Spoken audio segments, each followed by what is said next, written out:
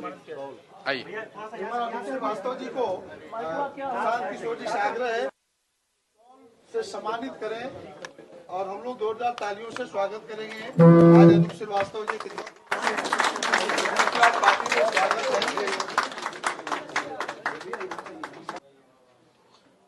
आप सभी जानते हैं मुझे। सबसे पहले मैं आप सबों का आभार व्यक्त करता हूं इस प्रेस वार्ता में आने के लिए।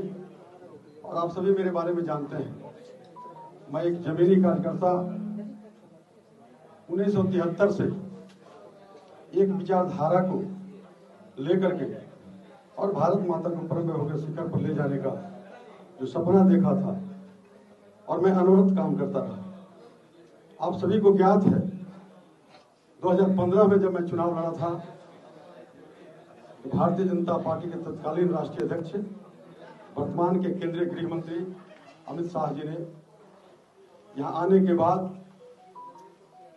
जो स्थितियां उनके सामने समाज के द्वारा कार्यकर्ताओं के द्वारा रखी गई, उन्होंने मुझे 1:30 बजे रात में बुलाया।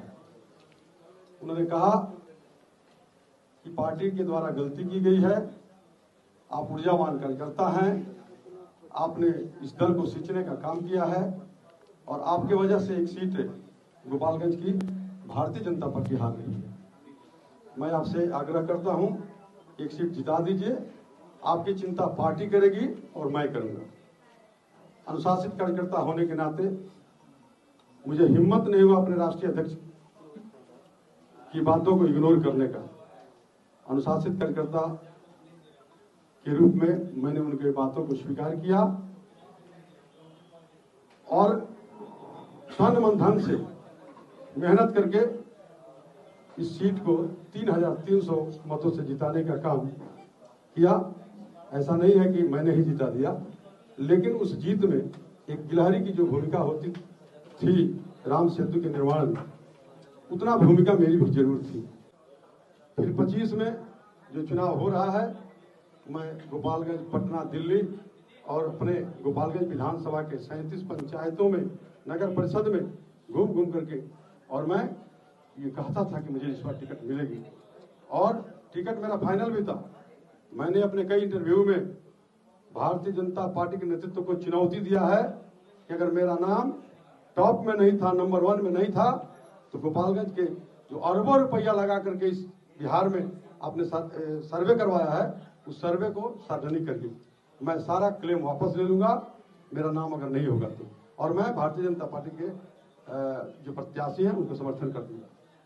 लेकिन मेरे प्रश्नों का जवाब न अमित शाह के पास है, न धर्मेंद्र प्रधान जी के पास था, न बिहार के जो अध्यक्ष हैं दिलीप जायसवाल जी उनके पास था। खून पसीने से सींच करके और यहाँ तक लाने का काम किया है, तब जाकर के भारतीय जनता पार्टी विश्व की नंबर 1 पार्टी बनी है।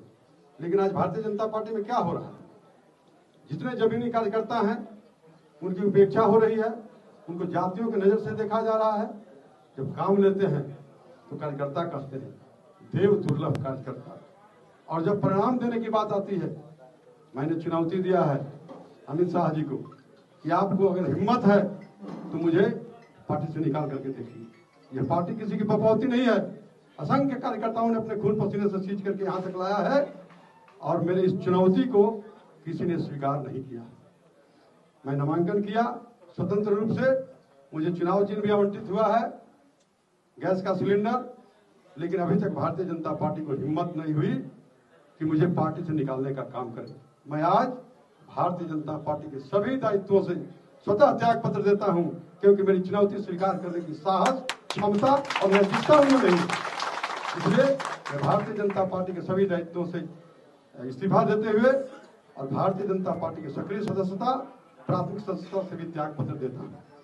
मैं धन्यवाद करता हूं प्रशांत किशोर जी का, जिसने मेरे दुखती रग को हाथ रखने का काम किया है, और जनता में जो मेरा विश्वास है, जो मेरी छवि है, मैंने आज तक 1 इंच जमीन किसी का हड़पने का काम इस जिले में नहीं किया है।